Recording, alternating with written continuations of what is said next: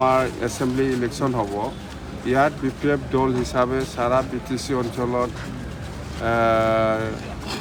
কি আঁচনি লৈ পেলাই বা কেনেকৈ আমি কি সকলো জাতি জনগোষ্ঠীৰ সমস্যাবিলাক কেনেকৈ সমাধান কৰিব পাৰিম বা কি সমস্যা আছে সেইটো কেনেকৈ আমি হাইলাইট কৰিম, এইবিলাক প্ৰত্যেক কথাটো লৈহে আমি আলোচনা কৰিছোঁ। মেনিফেষ্টত বিভিন্ন সমস্যা আছে, ৰাস্তাৰ সমস্যা কেনেকৈ আমি সমাধান কৰিম, এইবিলাক কেনেকৈ আমি আমাৰ মেনিফেষ্টত ইনক্লুড কৰিম বা বিভিন্ন জাতি জনগোষ্ঠীৰ জাতীয় সমস্যাবিলাক সেই ইস্যু লৈ আমি কেনেকৈ আগবাঢ়ি যাম, এইবিলাক কথা আমি কেনেকৈ মানে মেনিফেষ্টত অন্তৰ্ভুক্ত কৰি পেলাই ভৱিষ্যত চৰকাৰ হোৱাৰ পিছত আমি এইবিলাক ইস্যুবিলাক সমাধান কৰিব পাৰিব না নাই, কেনেকৈ আমি চৰকাৰৰ পালে কাম কৰি যাওঁ, এইবিলাক প্ৰত্যেক কথা খুব চিৰিয়াছলি আলোচনা হৈছে, বিশেষ কৰি মেনিফেষ্টো।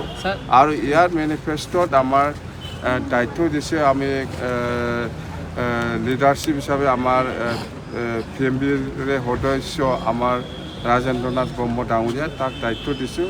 লগতে 8জন আমাৰ মহিলা, আমাৰ অনিমা শৰ্মা বাইদেউ আছে, সুপ্ৰিয়া ৰাণী ব্ৰহ্ম বাইদেউ আছে, এনেকুৱা। মুখ্যমন্ত্ৰী ছাৰে আজি আপোনাৰ ওপৰত সকলো দায়িত্ব এৰিছে, যিহেতু আপুনি এইটো এনেকুৱা CM ছাৰে আজি ময়ো শুনিছোঁ, ময়ো দেখিছোঁ যে চিটৰ ওপৰত যেনিবা 4টা 11টা এনেকুৱা কৈছে। 4টা 11টা বুলি নহয়, আমাৰ হ'ল NDA 126টা, 126টাৰ ভিতৰত 100টা আমি জিকাই দিব লাগে। আৰু BTC এৰিয়াত 15টা সমষ্টি আছে, NDA হিচাপে আমি উঠাই লৈ যাওঁ। UPPLৰ লগত আলোচনা কিবা নহয়, UPPLৰ লগত আমাৰ এনেকুৱা আলোচনা হোৱা নাই। আৰু চিটটো আমি বিতৰণ নকৰে, BPF-এ NDA হিচাপত যেহেতু আছে BJPৰ লগত, সেই হিচাপত BJPৰ লগত আলোচনা কৰি পেলাই BPF দলে কিমান চিট ল'ব পাৰে সেইটো BPF-ৰ ওপৰত নিৰ্ভৰ কৰিব। আৰু UPPL হিচাপে আলোচনা কৰি পেলাই কিমান চিট ল'ব পাৰে সেইটো BJPৰ ওপৰত নিৰ্ভৰ কৰিব। এইটো এটা নিয়ম। বড়োভূমি যিহেতু BPF এজন শক্তিশালী, মানে আপোনাৰ লগত নেতৃত্ব। মই শক্তিশালী নহয়, ৰাইজে শক্তিশালী।